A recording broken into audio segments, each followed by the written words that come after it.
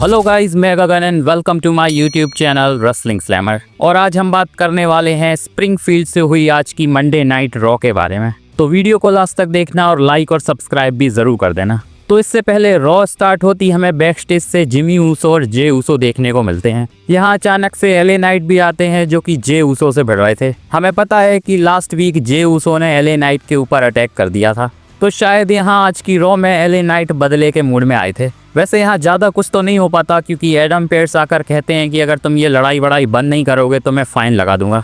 और इसके बाद फाइनली रॉ स्टार्ट होती है जिसकी शुरुआत जॉन सीना करते हैं। आज की रॉ जॉन सीना के लिए स्पेशल होने वाली थी क्योंकि रॉ स्प्रिंगफील्ड से थी, जहाँ से शायद वो फुटबॉल वगैरह खेलते थे।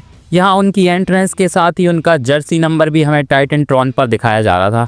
वैसे आज की रॉ की स्टेज भी WWE ने थोड़ी बहुत चेंज कर दी थी। जॉन सीना को यहाँ एंट्रेंस के साथ ही क्राउड की तरफ से ऑब्वियसली अच्छा रिएक्शन मिलता है, जिसके बाद वो बताते हैं कि वो स्प्रिंगफील्ड में लाइनमैन का काम करते थे और उनकी नौकरी ऐसी थी जहाँ से उन्हें कभी भी लात मार के भगा दिया जा सकता था।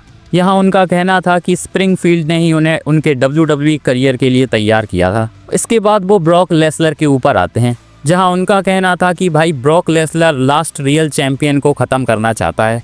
थोड़ा बहुत यहाँ वो ब्रॉक लेसलर की तारीफ भी करते हैं, उन्हें स्कैरी, कंट्रोवर्शियल और ख़तरनाक बताकर। वैसे जब उन्होंने यहाँ कंट्रोवर्शियल बोला था तब क्राउड की तरफ से बहुत ख़तरनाक रिस्पॉन्स आया था, जहाँ क्राउड FU ब्रॉक के चैंट्स लगा रहा था। यहाँ जॉन सीना कहते हैं कि अगर वो चाहते तो ब्रॉक लेसलर के साथ मैच करने से मना कर सकते थे, क्योंकि जॉन सीना अब सीनियर हो चुके हैं तो कोई ना कोई जुगाड़ तो उनकी लगी जाती, पर क्योंकि वो लास्ट रियल चैंपियन हैं तो वो पीछे तो नहीं हटने वाले। वैसे यहाँ जॉन सीना एक्सेप्ट करते हैं कि वो ब्रॉक लेसलर से डरते भी हैं। इसके बाद वो कहते हैं कि लास्ट 20 सालों से वो सुप्लेक्स सिटी झेल रहे हैं, लेकिन अभी भी वो खड़े हुए हैं और रसल पलूजा में भी कुछ ऐसा ही होने वाला है। तो भाई जॉन सीना तो तैयार हैं रसल पलूजा में ब्रॉक लेसलर की धुलाई करने के लिए। वैसे ये प्रोमो तो अच्छा खासा था, लेकिन WWE ब्रॉक लेसलर और जॉन सीना का एक लास्ट टाइम फेस ऑफ करवा देती तो ज़्यादा अच्छा हो जाता, क्योंकि अब डायरेक्टली हमें ये दोनों रसल पलूजा में ही एक दूसरे के सामने देखने को मिलेंगे। फिलहाल के लिए जॉन सीना ने अकेले ही इस मैच को अच्छा खासा हाइप कर दिया है।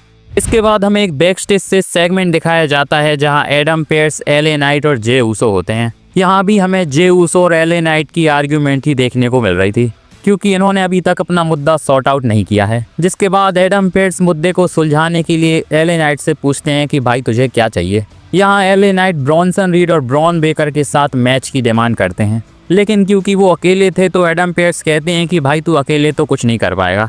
जिसके बाद शॉकिंगली एलए नाइट यहाँ जिमी ऊसो को पार्टनर बनाने का सजेशन देते हैं। जे ऊसो की शक्ल पर ही लग रहा था कि वो इससे बिल्कुल भी खुश नहीं है। वैसे इसके बाद एडम पेयर्स कहते हैं कि वो जिमी ऊसो से बात करेंगे। वैसे इसके बाद हमें नेक्स्ट मैच रोक्सेन परेज और लायरा वल्कीरिया के बीच में देखने को मिलता है। मैच को तो यहाँ लायरा वल्कीरिया आसानी से जीत जाती हैं, लेकिन इसके बाद रकेल रोड्रिगेज आती हैं जो कि लायरा वल्कीरिया की बुरी तरह से धुलाई करती हैं।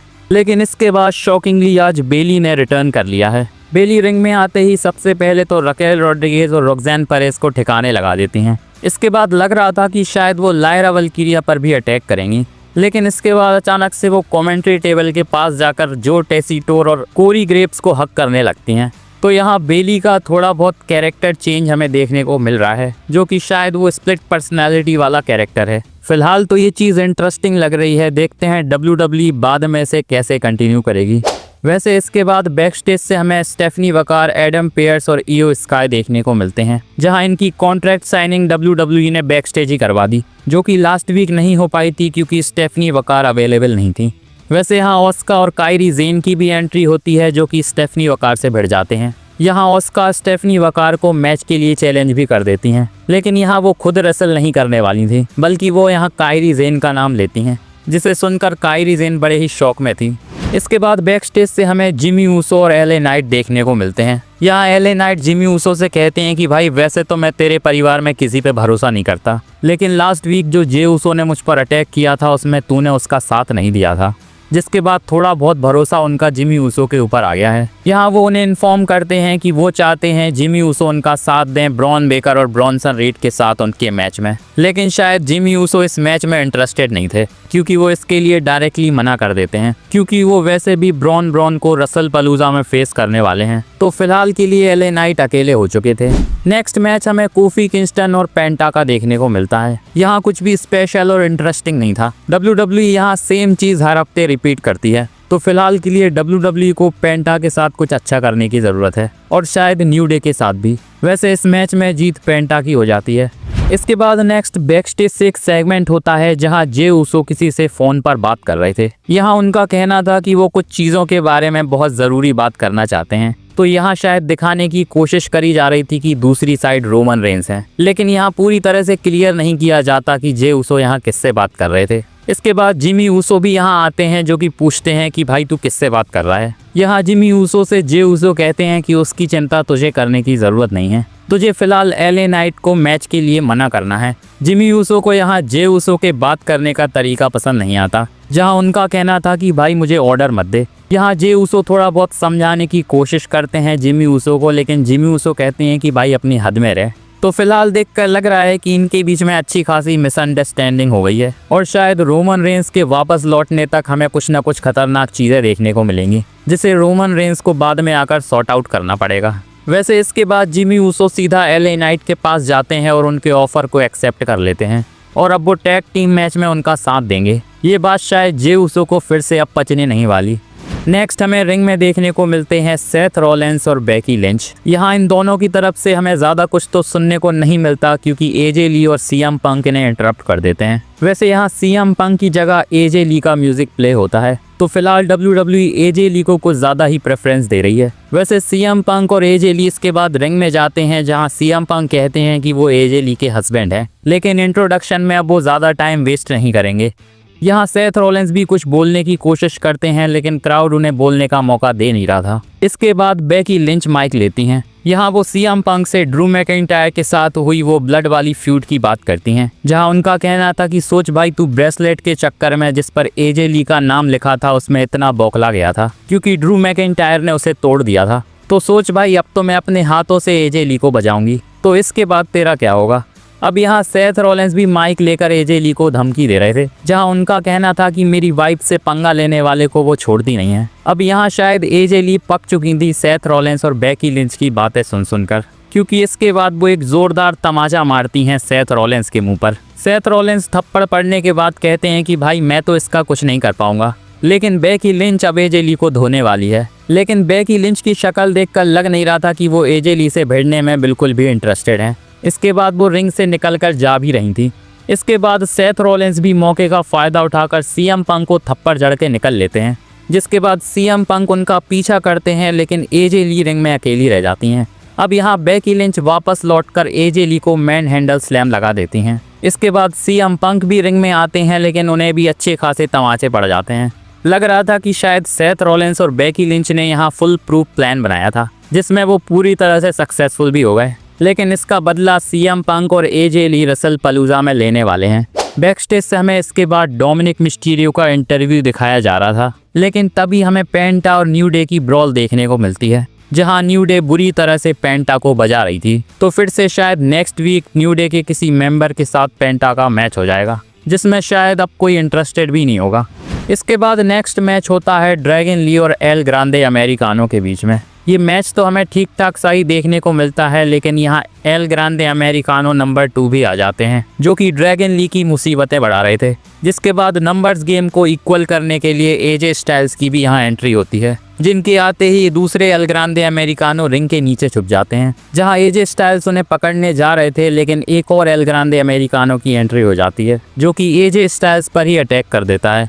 और अब क्योंकि 3 एल ग्रांडे अमेरिकानो आ चुके थे, तो ड्रैगन ली का यहाँ कोई चांस ही नहीं था। तो यहाँ बड़ी आसानी से एल ग्रांडे अमेरिकानो नंबर 1 की जीत हो जाती है। वैसे पता नहीं WWE में कितने सारे एल ग्रांडे अमेरिकानो भरे पड़े हैं। इसके बाद बैकस्टेज से हमें एक सेगमेंट दिखाया जाता है, जहाँ लायरा वल्कीरिया गेट के बाहर खड़ी थी और लॉकर रूम में बेली खुद से ही बातें कर रही थी। शायद उन्हें यहाँ स्प्लिट पर्सनैलिटी का दौरा पड़ रहा था, लेकिन लायरा वल्कीरिया के रूम में एंटर करते ही बेली एकदम से चेंज हो जाती हैं। वैसे अब लायरा वल्किरिया को बेली से बचकर रहना चाहिए क्योंकि उनकी हरकतें बहुत खतरनाक होती जा रही हैं।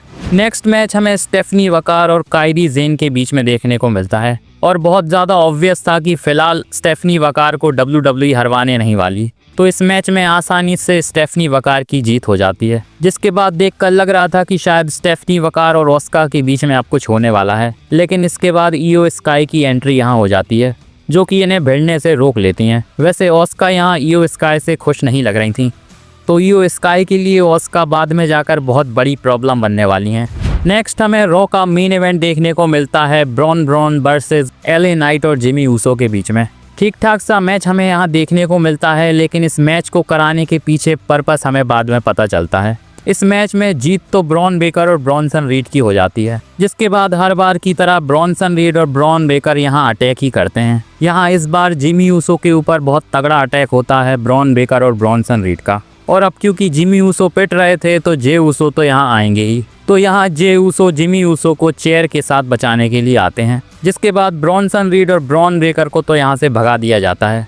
इसके बाद जो जे ऊसो चेयर लेकर आए थे वो LA नाइट के हाथ में लग जाती है। लग रहा था कि शायद यहाँ LA नाइट अब जे ऊसो के ऊपर अटैक करने वाले हैं, लेकिन तभी जे ऊसो ने देख लेते हैं। यहाँ LA नाइट चेयर तो फेंक देते हैं, लेकिन जे ऊसो के ऊपर वो BFT लगा देते हैं। यहाँ शायद जे ऊसो ये एक्सपेक्ट नहीं कर रहे थे, तो आज लास्ट वीक हुए अटैक का बदला ले लिया LA नाइट ने। लेकिन मेन इवेंट के हिसाब से शायद WWE के पास और भी अच्छी चीज़ें थी मेन इवेंट में डालने के लिए, क्योंकि ये सेगमेंट लास्ट वीक की तरह ही रिपीटेड लग रहा था।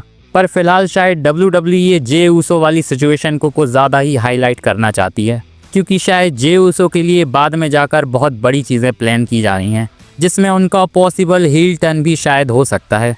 आज WWE ने जे ऊसो और जिमी ऊसो के बीच में बहुत सारी मिसअंडरस्टैंडिंग क्रिएट कर दी हैं, तो शायद रसल पलूजा में कुछ खतरनाक मूव हमें जे ऊसो की तरफ से देखने को मिल सकता है। कमेंट में बताओ आपको क्या लगता है। बाकी वीडियो अच्छी लगी हो तो लाइक और चैनल को सब्सक्राइब जरूर कर देना और बेल आइकन को दबाना मत भूलना, ताकि मेरी वीडियो की अपडेट आप तक पहुंचती रहे। मिलते हैं नेक्स्ट वीडियो में, धन्यवाद।